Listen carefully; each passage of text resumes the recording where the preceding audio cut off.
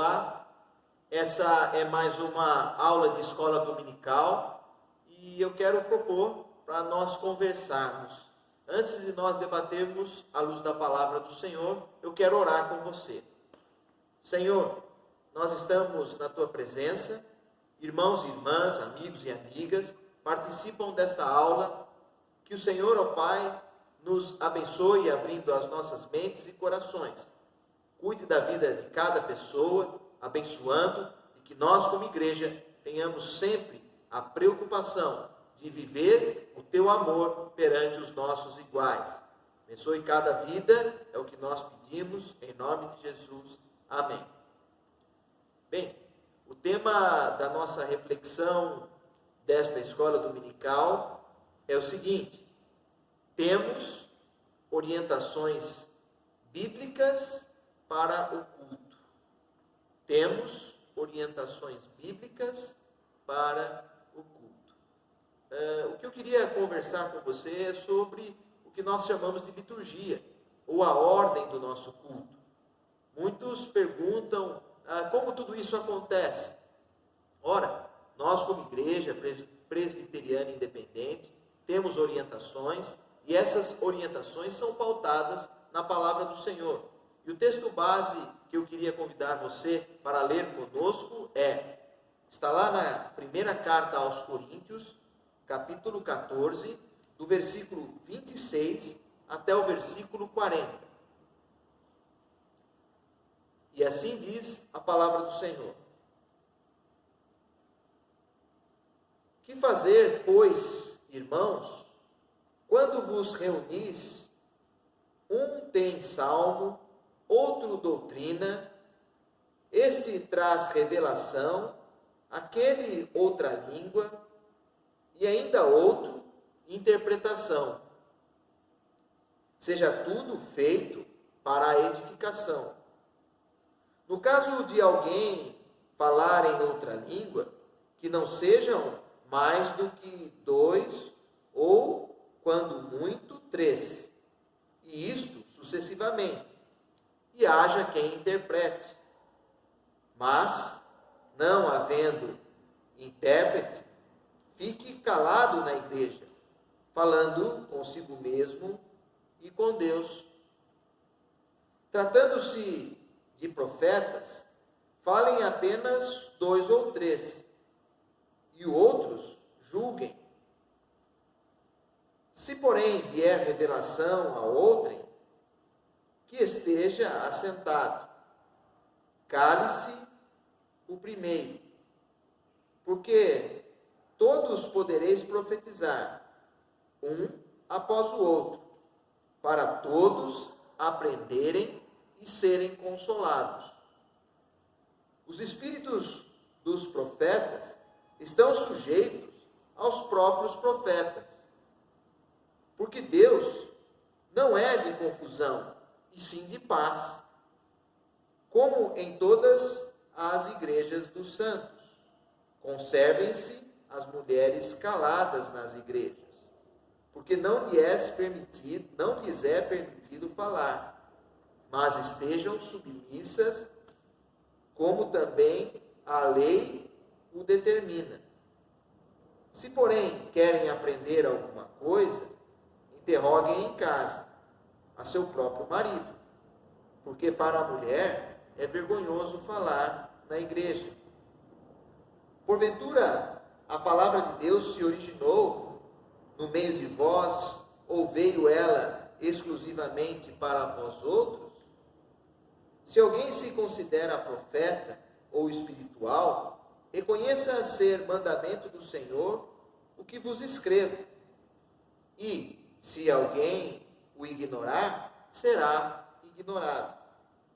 Portanto, meus irmãos, procurai com zelo o dom de profetizar, e não proibais o falar em outras línguas.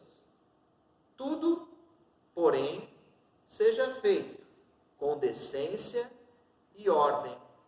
Amém. Por esta palavra. Alguns pontos eu queria deixar bem claro aqui nesta nossa conversa. Primeiro ponto logo no versículo 26, ele tem uma orientação muito clara, o autor bíblico, que tudo no culto a Deus ou na igreja precisa ser feito para a edificação. Está aí um crivo importante para nós, avaliarmos se o que nós estamos realizando é para a edificação do povo de Deus. Outra importante lição, e bem clara que ele nos deixa, está lá no versículo 33, quando ele diz: porque Deus não é de confusão, e sim de paz. Porque Deus não é um Deus de confusão. E no último versículo 40 que nós lemos, ele diz: tudo, porém, seja feito com decência e ordem. Vejam bem, são orientações claras para a gente fazer ou celebrarmos, né, um culto a Deus organizado, para que não exista muitas pessoas falando ao mesmo tempo, para que alguém fale numa linguagem onde o outro não entenda, e assim vai ficar muita confusão nas nossas celebrações.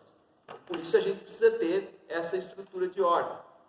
Um outro ponto, e aqui eu abro um parênteses importante para a nossa conversa, é quando ele trata a respeito das mulheres.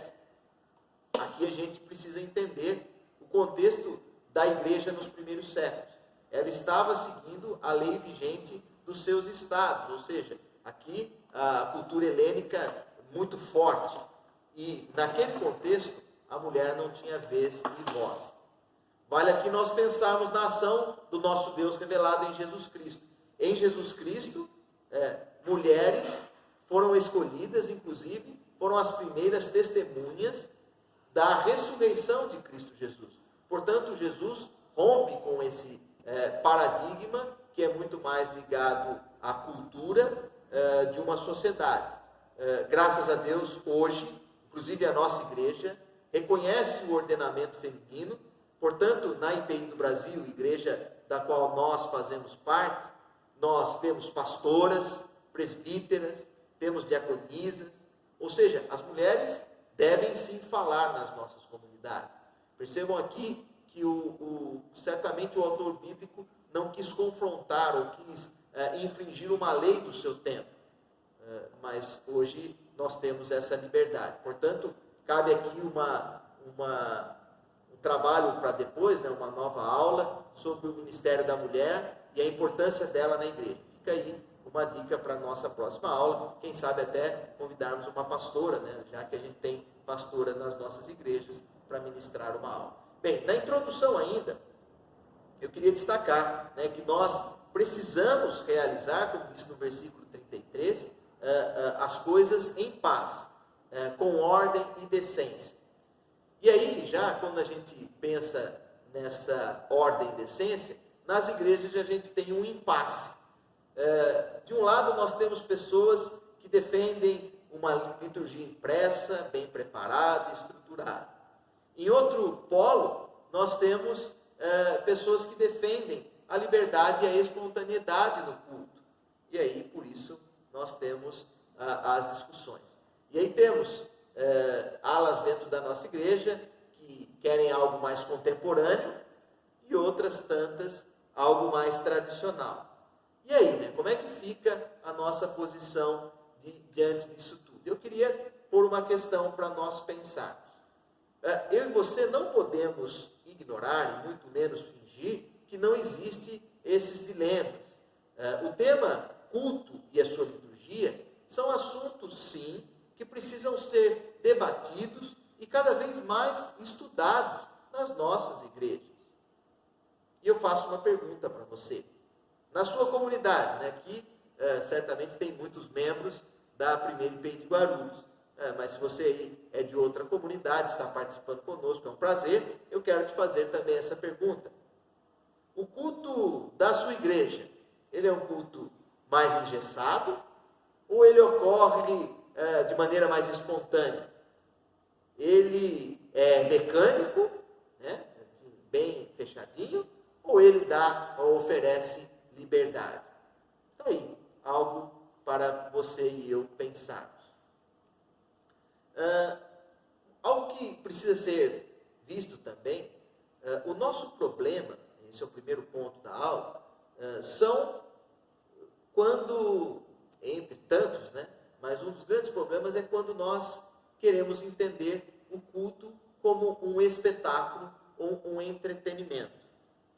Quando nós entendemos o culto como um espetáculo ou um entretenimento.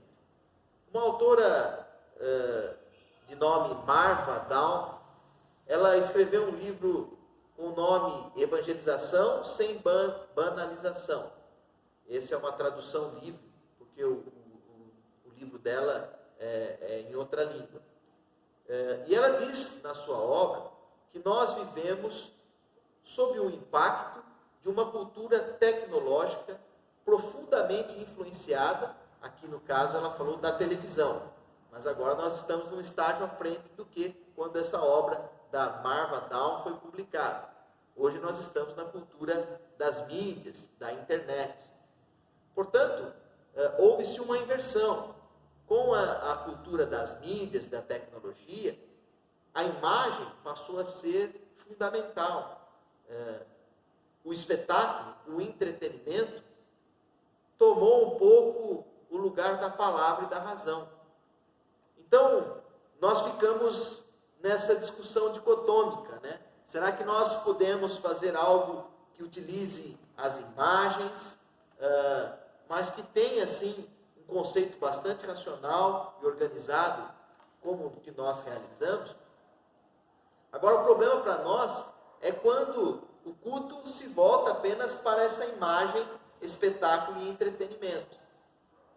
Quando nós estamos mais ligados a esse ponto, nesse momento, os pastores ou pastoras passam a ser apresentadores ou animadores de espetáculo. Os integrantes do grupo de louvor passam a ser artistas.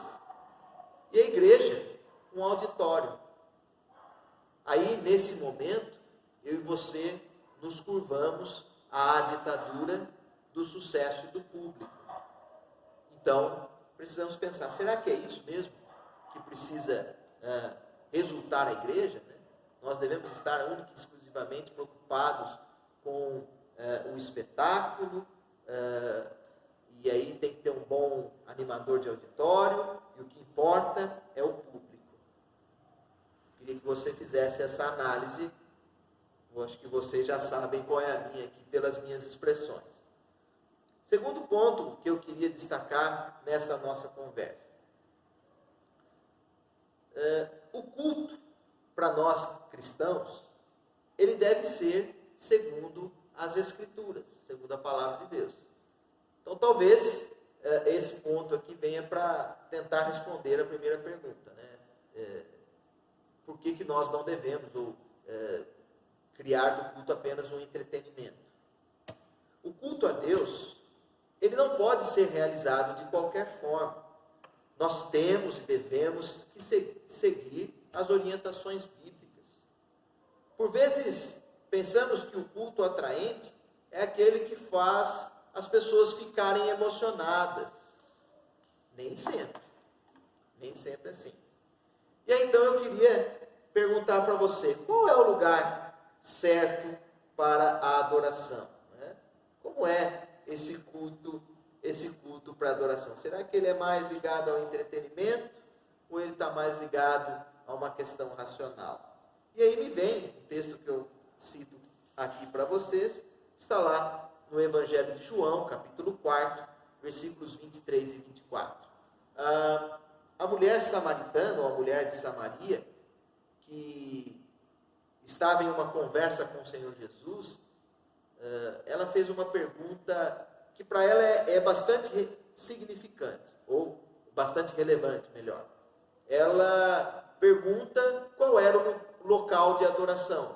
Se estava em Jerusalém, onde os judeus entendiam ser o lugar correto, ou se estava em Gerezim, que é na Samaria, onde ela habitava e onde ela aprendeu que ali era o lugar de adoração a Deus. Né? Existia um conflito entre os povos, e esse conflito gerou esta pergunta desta mulher. E aí, o texto bíblico que eu queria dizer para você: mas vem a hora, e já chegou, em que os verdadeiros adoradores adorarão o Pai em espírito e em verdade, porque são estes que o Pai procura para os seus adoradores. Deus é espírito, e importa que os seus adoradores o adorem em espírito e em verdade. Vejam que resposta importante essa do Senhor Jesus. Aquela moça estava preocupada. Qual é a forma certa de adorar? Em Gerezim ou Jerusalém? E aí o Senhor fala para ela, olha, o que Deus quer é pessoas que façam isso com sinceridade, em espírito e em verdade. Então está aí um princípio para nós traçarmos, né? Tem que ser algo que edifique, tem que ser algo organizado e tem que ser em espírito e em verdade. Agora, tudo isso, né, nos libera também para nós desenvolvermos riquezas simbólicas no culto. O Antigo Testamento, quando o Senhor entrega as leis para Moisés, ele oferece também inúmeras determinações. No livro do Êxodo, por exemplo, nos capítulos 25, do versículo 1 até o 31, capítulo 31, versículo 11, nós nos deparamos com muitas orientações sobre o templo, sobre o sacerdote e sobre o culto. Também nós, como igreja, temos um manual do culto. Eu queria aqui citar uma frase ou um parágrafo deste nosso manual. Ele diz o seguinte, o manual do culto da nossa igreja: é bela e rica a linguagem do rito, do poema, da metáfora, da parábola, a linguagem dos símbolos, que comunica não por colocações lógicas, mas por alusões à realidade além, maior do que o símbolo em si mesmo. É uma linguagem que varia ao infinito, gestos, objetos, seres viventes, fases, atos, músicas, ritos, fenômenos naturais, credos, formas plásticas, cores e mais. Vejam, este nosso manual nos oferece condições para realizarmos coisas artísticas nas nossas igrejas.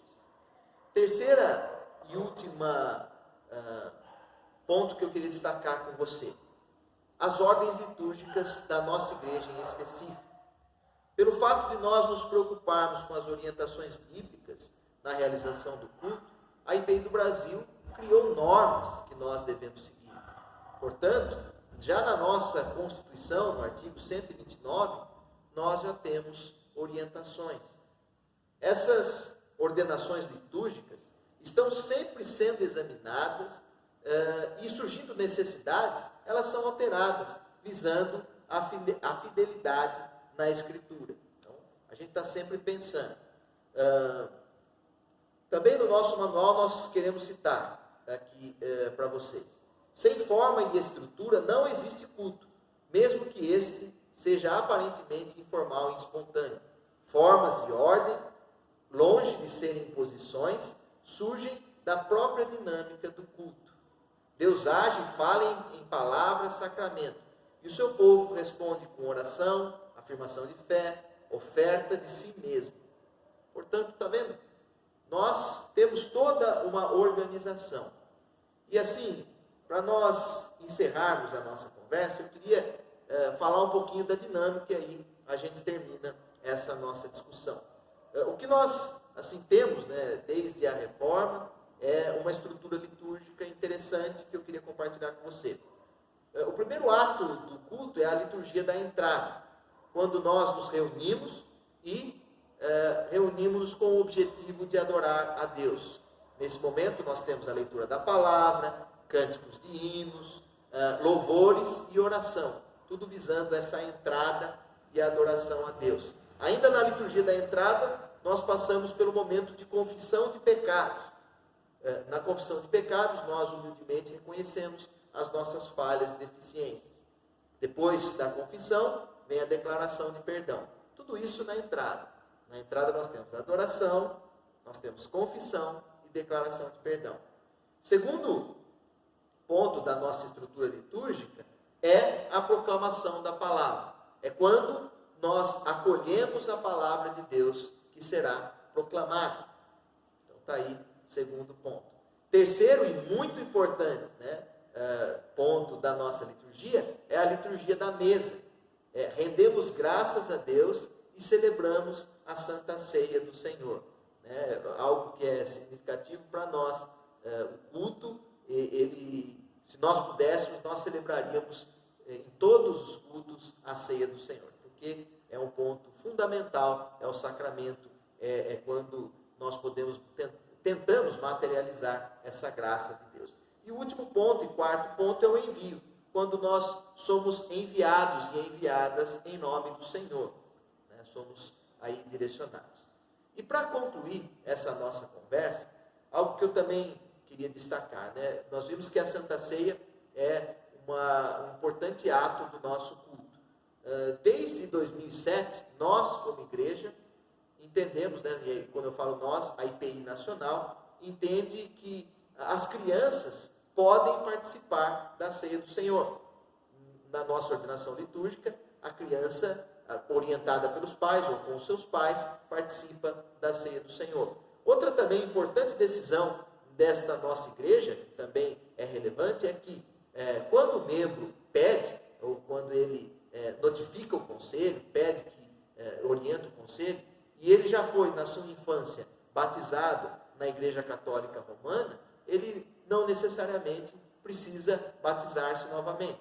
Essa é uma abertura que a Igreja Nacional entendeu desde 2007, visando que muitos foram batizados na infância, e o que importa não é quem ou qual instituição fez o batismo, e sim em nome de quem.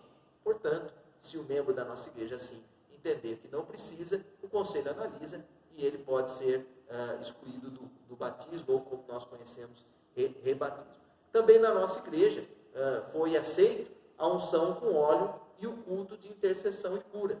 Todas essas questões, né, a ceia para a criança, a não necessidade, né, ou quando o membro extraordinariamente ele pede, ele não precisa ser batizado, quando ele foi na Igreja Católica Apostólica Romana, e também o culto de intercessão e cura, tudo isso nós temos. Bem, são esses os pontos. Espero que você tenha refletido sobre o culto. Ele existe uma organização. Que Deus assim abençoe sua vida, as nossas vidas, e que possamos cada vez mais celebrar cultos como adoradores que o fazem em espírito e em verdade. Paz do Senhor.